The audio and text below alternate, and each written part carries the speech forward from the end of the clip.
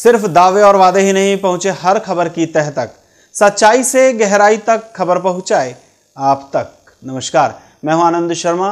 देखते हैं दिन भर की खबरें। जलगांव के तलाठी को घूस लेते हुए पकड़ा गया। सूत्रों के मुताबिक जलगांव शहर के तलाठी फिरोज खान को 1800 रुपए की घूस लेते हुए पकड़ा गया। बताया जाता है कि जलगांव के इस तलाठी ने कुंभार समाज के व्यक्ति से एनओसी के लिए 2000 रुपए की मांग की थी, लेकिन पकड़ा गया। जलगांव में तलाठी को घूस लेते हुए पकड़ा गया। सूत्रों के मुताबिक जलगांव शहर के तलाठी फिरोज खान को 1800 रुपए की घूस लेते हुए पकड़ा गया है। बताया जाता है कि जलगांव के इस तलाठी ने कुंभार समाज के व्यक्ति से एनओसी के लिए 2000 रुपए की मांग की थी, लेकिन पकड़ा गया। तलाठी साहेबांना मी मागणी केली ना हरकतची, त्यांनी आम्हाला पैशांची मागणी केली। माझी इतकी कंडिशन नाही की मी पैसे देऊ शकतो। मी 4 वेळेस त्यांच्याजवळ गेलो की काहीतरी करा आप्पा, पण त्यांनी ऐकलं नाही। फिरोज खान आम्ही यांच्याकडे गेले, वीटभट्टी व्यवसाय करता आम्ही नाहरकत दाखला मागण्यास गेले। त्यांनी सांगितले की 2000 रुपये आम्हाला द्या, तरच आम्ही तुम्हाला दाखला देऊ। जलगांव के सुनील कुमार नामक व्यक्ति की शिकायत पर एसीबी के रीवा एसपी एंटी करप्शन की टीम ने फिरोज खान को उसके कार्यालय से शाम 5 बजे पकड़ लिया। ते कुंभार आहेत आणि वीटभट्टीचा व्यवसाय करतात असा दाखला देण्यासाठी त्यांच्याकडून 2000 रुपयाची मागणी केली होती आणि तडजोडात त्यांचे 1800 रुपये त्यांनी स्वीकारण्याचं मान्य केलं। त्याप्रमाणे आम्ही ट्रॅप लावला आणि त्याने 1800 रुपये स्वीकारलेले असताना त्याला रंगे हात पकडले। लगभग 18 से 20 एनओसी के लिए ज्यादा पैसे मिलेंगे, इस लालच में फिरोज खान ने रिश्वत को स्वीकारा। फिलहाल फिरोज खान को एसीपी ने पुलिस के हवाले कर दिया है और कार्रवाई आगे चल रही है। जलगांव से कैमरामैन धर्मेंद्र के साथ राजेंद्र गुजर की रिपोर्ट, इंडिया आप तक न्यूज के लिए। मध्य प्रदेश में लोकायुक्त की बड़ी एक कार्रवाई हुई है। महिला बाल विकास अधिकारी अंगूर बाला भूरिया को 5000 रुपए की रिश्वत लेते हुए पकड़ा गया। मामला आंगनवाड़ी सहायिका को पुनः नौकरी पर रखने का था, जिसके लिए 20,000 रुपए मांगे गए थे। महिला अधिकारी को रिश्वत के दूसरे किस्त के 5000 रुपए लेते हुए लोकायुक्त ने रंगे हाथ पकड़ लिया। लोकायुक्त के इंदौर दल द्वारा धार जिले के धर्मपुरी तहसील में पदस्थ बाल विकास परियोजना अधिकारी अंगूर बाला को 5000 रुपए की रिश्वत लेते हुए रंगे हाथों पकड़ लिया गया। आरोपी द्वारा आंगनवाड़ी सहायिका गीताबाई को पुनः नौकरी में रखने हेतु 20,000 रुपए रिश्वत की मांग की जा रही थी। हमने बोला कि आपका केस वापस रिटर्न ले लो, मैं आपको लगा दूंगी। फिर बोला कि 20,000 रुपये दे देना, तो 20,000 रुपये नहीं हो पाए। मैडम से बोला तो फिर 10,000 में क्लियर हुआ था, तो उसमें 1,000 जॉइनिंग पे थी और 5,000 बाकी पेमेंट सोमवार के दिन मंगा दे। तो सोमवार के दिन नहीं हो पाए तो आज 5,000 रुपये लाके सर को दिए और ये हुआ सर। बातचीत में 10,000 रुपए फाइनल लेना तय हुआ, जिसके लिए 1,000 रुपए एडवांस दिए गए थे। दूसरी किस्त के रूप में शिकायतकर्ता द्वारा 5,000 रुपए दिए जा रहे थे। इस दौरान लोकायुक्त इंदौर पुलिस द्वारा आरोपी को उसके कार्यालय कक्ष में रंगे हाथों पकड़ा गया। नौकरी से निकाल दिया था, इसको वापस नौकरी में रखने के नाम पे जो है इनसे 20,000 रुपए पहले मांगा था इन्होंने, फिर 10,000 रुपए में इनकी जो है सेटलमेंट हुआ था। तो 1,000 रुपए पहले दे दिए थे, अभी 5,000 रुपए जो है नगद इनको रिश्वत लेते हुए रंगे हाथ पकड़ा है। अभी मध्य प्रदेश में ये इस प्रकार की पहली कार्रवाई नहीं है। इससे पहले भी ऐसी कार्रवाई हो चुकी है, लेकिन फिर भी लोग सुधरने का नाम नहीं ले रहे हैं। धार से दीपक विश्वकर्मा की रिपोर्ट, इंडिया आप तक न्यूज के लिए। उत्तर प्रदेश में सड़क दुर्घटनाएं लगातार बढ़ रही है। लोग नियमानुसार वाहन को चलाएं तो शायद हादसों से बचा जा सकता है। मंगलवार को मऊ में सड़क हादसे में 3 लोगों की मौत हो गई, जिसके बाद गुस्साए लोगों ने वाहन को आग के हवाले कर दिया था। घटना मंगलवार की मऊ जिले के हरपुर गांव में तेज रफ्तार से जा रही 4 पहिया वाहन की चपेट में आने से 2 लोगों की मौके पर ही मौत हो गई और एक व्यक्ति की मौत अस्पताल में इलाज के दौरान हो गई, जिसके बाद गुस्साए ग्रामीणों ने 4 पहिया वाहन को आग के हवाले कर चक्का जाम कर दिया। इस घटना की सूचना मिलते ही मौके पर भारी तादाद में पुलिस फोर्स बल के साथ उप जिलाधिकारी व सीओ पहुंचे और ग्रामीण को समझाकर मामला शांत कराया। बताया जा रहा है कि इस दौरान जिलाधिकारी ने मृतकों के परिजनों को मुआवजा देने का आश्वासन भी दिया है। एक 4 पहिया वाहन जो है मऊ की तरफ से आ रही थी जी, और यहीं पे जो है तीनों को टक्कर मार दिया, जिसमें 3 लोगों का देहांत हो गया है, जिसमें एक पुरुष और 2 महिलाएं। तो कार्रवाई सर क्या हुई? गिरफ्तार है? उसमें चालक गिरफ्तार है जी, लगी गाड़ी फूंक दिया, पुलिस कार्रवाई कर रही है। देखना होगा कि ये मुआवजा कब मिलता है, पर क्या इस मुआवजे से मृतक के घर वालों के जख्मों की भरपाई हो पाएगी? गाड़ी उधर से आ रही थी, पहले एक आदमी इधर से जा रहा था साइकिल से, उसको पहले गाड़ी वाला ने मारा है, उसके बाद वहीं से गाड़ी जो है कि फिर पटरी होकर के साइड के दरवाजे पे जाकर और पूरा दो औरत थी, दोनों औरत ऊपर एकदम चढ़ा दिया गाड़ी, दोनों तत्काल मौत हो गई है। मऊ से विनय श्रीवास्तव की रिपोर्ट, इंडिया अब तक न्यूज के लिए। उत्तर प्रदेश में निकाय चुनाव खत्म की अधिसूचना खत्म होते ही उसके तुरंत बाद ही प्रदेश के आंगनवाड़ी संघ ने मऊ शहर के आजमगढ़ मोड़ से लेकर गाजीपुर तिराहे तक प्रदेश सरकार के खिलाफ मशाल जुलूस निकाला और सरकार को निकाय चुनाव के बाद अपनी मांगों को याद दिलाया। आंगनवाड़ी संघ पिछले कई दिनों से मांग कर रहा था कि आंगनवाड़ियों को 18,000 रुपये तथा सहकारियों को 8,000 रुपये का वेतन दिया जाए। बीजेपी ने विधानसभा चुनाव के दौरान वादा किया था कि आंगनवाड़ी सेवकों की मांगों पर ध्यान देकर उनकी मांगों को पूरा किया जाएगा, लेकिन आंगनवाड़ी संघ के बार बार धरना प्रदर्शन के बाद भी सरकार उनकी मांगों को अनसुना कर रही है। जुलूस इसलिए निकला है तो अंधेरे में बैठे हैं, हम लोग को भी अंधेरे में रखे हैं, इसीलिए हम लोग शाम को निकले हम मसाज जुलूस लेकर। हम लोग को 4,000 दे रही है, इसको मानदेय दे रही है, वो वेतन में करे या नहीं तो 20,000 से कम नहीं करे हमको। और इसलिए अपनी मांगों को याद दिलाने फिर एक बार आंगनवाड़ी सेविकाओं ने मशाल रैली निकाली। आंगनवाड़ी संघ की जिला मंत्री बीना राय ने बताया, हम लोग 46 दिन से प्रदेश सरकार के खिलाफ धरना दे रहे हैं, लेकिन गूंगी बहरी सरकार के कानों में जू तक नहीं रेंग रही है और जहां तक हमारी मांगे पूरी नहीं होती धरना चलता रहेगा। 45 दिन से 46 दिन से हड़ताल चल रहा है, काम बंद करो मतलब निश्चित करो हड़ताल चल रहा है।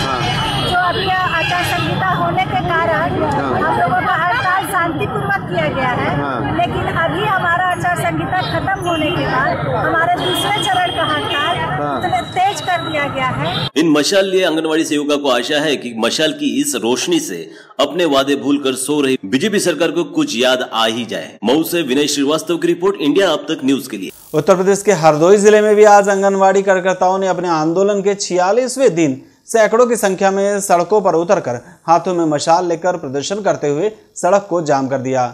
सरकार विरोधी नारे लगा रहे इन आंगनवाड़ी कार्यकर्ताओं का मशाल सहित प्रदर्शन काफी देर तक चलता रहा।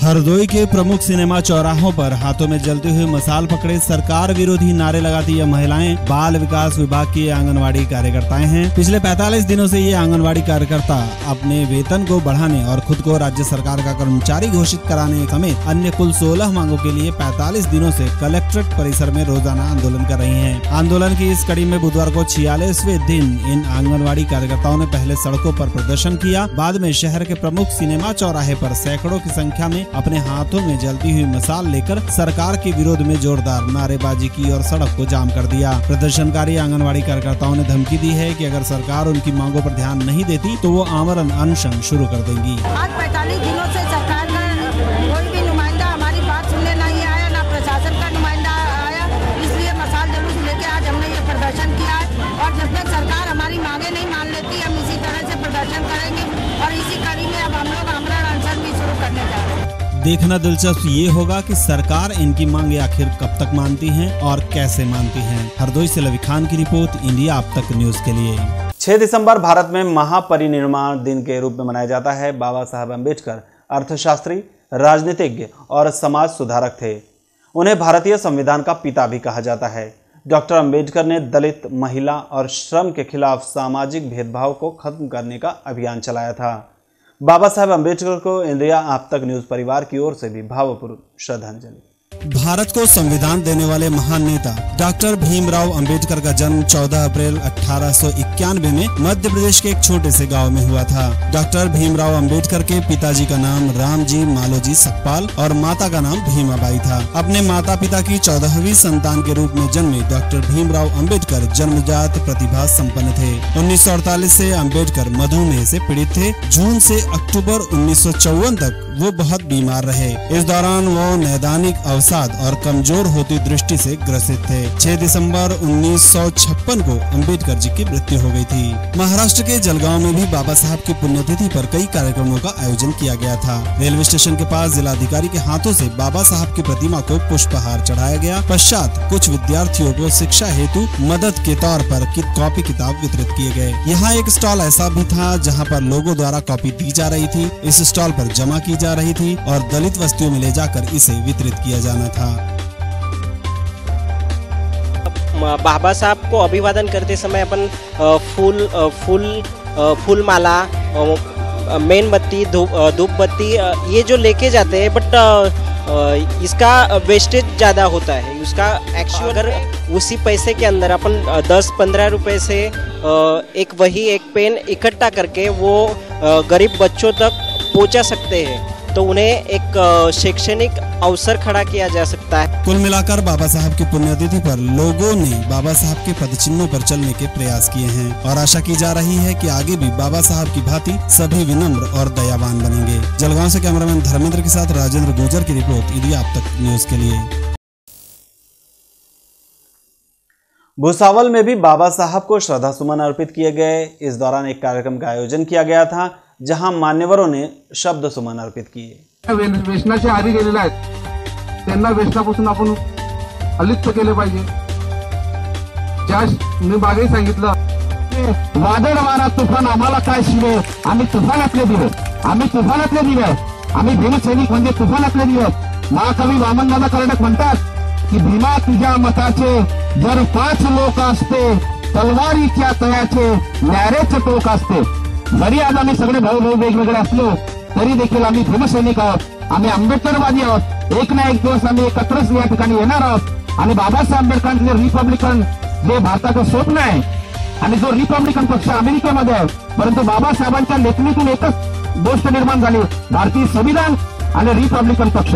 एक ना एक दिवस बाबासाहेब स्वप्न साकार करण्यासाठी आम्ही सर्व भाऊ महाकवी वामनदादा कर्डकांच्या विचारांनी एकत्र आल्याशिवाय राहणार नाही। बाबासाहेबांना कोटी कोटी वंदन करतो। जय भीम, जय बुद्ध, जय भारत। अभी खबर आ रही है हरदोई जिले से, जहां पुलिस ने फर्जी जांच अधिकारी बनकर आए 3 लोगों को धर दबोचा है। ये लोग नकली जांच अधिकारी बनकर पिहानी में सलिया रोड पर स्थित एक आंख के अस्पताल में जांच करने गए थे। अस्पताल के संचालक डॉक्टर शफीउल्लाह की सावधानी से पुलिस ने तीनों को मौके से धर दबोचा। डॉक्टर शफीउल्लाह के अस्पताल में जैसे ही फर्जी जांच अधिकारी पहुंचे तो उन्हें शक हुआ और उन्होंने तुरंत पुलिस को सूचना दे दी, जिस पर तुरंत पिहानी के कोतवाल ने मौके पर पहुंचकर तीनों को धर दबोचा। पकड़े गए युवकों की पहचान तेज बहादुर, महेश कुमार और शिव शंकर के रूप में हुई है। यह तीनों बिलग्राम के रहने वाले हैं। फिलहाल पुलिस ने मुकदमा दर्ज कर लिया है और सभी को जेल भेज दिया है। आगे की कार्रवाई हो रही है। उत्तर प्रदेश में आजकल खेल प्रतियोगिताओं का आयोजन ज्यादा हो रहा है। बच्चों के शारीरिक विकास हेतु सरकार द्वारा प्रयास किए जा रहे हैं। कानपुर में भी इसी तरह की खेल प्रतियोगिताओं का आयोजन किया जा रहा है, जहां बड़ी संख्या में प्रतियोगी हिस्सा ले रहे हैं। जागीर विकास खंड की ब्लॉक स्तरीय खेलकूद प्रतियोगिता का आयोजन जिला पंचायत इंटर कॉलेज जागीर के क्रीड़ा स्थल पर किया गया, जिसका उद्घाटन मुख्य अतिथि परमानंद पांडे, पुलिस उपाधीक्षक भोगांव मैनपुरी द्वारा किया गया। विशिष्ट अतिथि के रूप में मैनपुरी जिला युवा कल्याण एवं प्रादेशिक दल अधिकारी अजय त्रिवेदी तथा चौधरी सूरज सिंह इंटर कॉलेज जागीर के प्रधानाचार्य मनोज कुमार यादव उपस्थित थे। इस प्रतियोगिता में विभिन्न प्रकार के खेलकूद तथा सांस्कृतिक कार्यक्रमों का आयोजन किया गया था, जिसमें ब्लॉक के बच्चों ने अपनी अपनी प्रतिभाओं से सबका मन मोह लिया। जिला स्तर पर अच्छा प्रदर्शन करने की उम्मीद भी जताई गई। कार्यक्रम के दौरान प्राध्यापक शिक्षक संघ के अध्यक्ष राजीव यादव, कृष्ण प्रताप, सत्यवीर सिंह आदि लोग उपस्थित रहे थे। कानपुर से इसरार अहमद की रिपोर्ट ईडी आप तक न्यूज के लिए। भारतीय क्रिकेट टीम के कप्तान विराट कोहली और बॉलीवुड की ब्यूटी क्वीन अनुष्का शर्मा जल्द ही शादी कर सकते हैं। रिपब्लिक टीवी के केंद्रीय भारत के अपने पार्टनर IBC 24 को रिपोर्ट के हवाले से खबर देते हुए बताया है कि दिसंबर में दूसरे हफ्ते में ये दोनों सेलिब्रिटी इटली में शादी करेंगे। इतना ही नहीं, खबरें तो ये भी है कि दिसंबर के अंत में दक्षिण अफ्रीका का टूर शुरू होने वाला है, तो विराट अनुष्का के लिए अपनी पत्नी के तौर पर वीजा के लिए आवेदन भी करेंगे। रिपोर्ट्स के मुताबिक इटली में होने जा रही विराट अनुष्का की शादी में 3 दिन का कार्यक्रम होगा। जानकारी के मुताबिक ये पूरा इवेंट 9, 10 और 11 तारीख को आयोजित किया जाएगा। हालांकि अनुष्का शर्मा के मेयर ने इस तरह की किसी भी बात से साफ इनकार करते हुए इस बारे में कोई आधिकारिक जानकारी नहीं दी है। कुछ ही दिनों पहले दोनों का एक वीडियो सोशल मीडिया पर वायरल हुआ था, जिसमें विराट कोहली और अनुष्का शर्मा सागरिका घाटगे और जहीर खान की शादी में नाचते हुए नजर आ रहे थे। बॉलीवुड डेस्क इंडिया आप तक। ये तो थी दिन भर की कुछ खबरें। फिर आपसे मुलाकात होगी जल्द ही अगले एपिसोड में। तब तक के लिए आनंद शर्मा को दीजिए इजाजत और देखते रहिए आप तक। नमस्कार।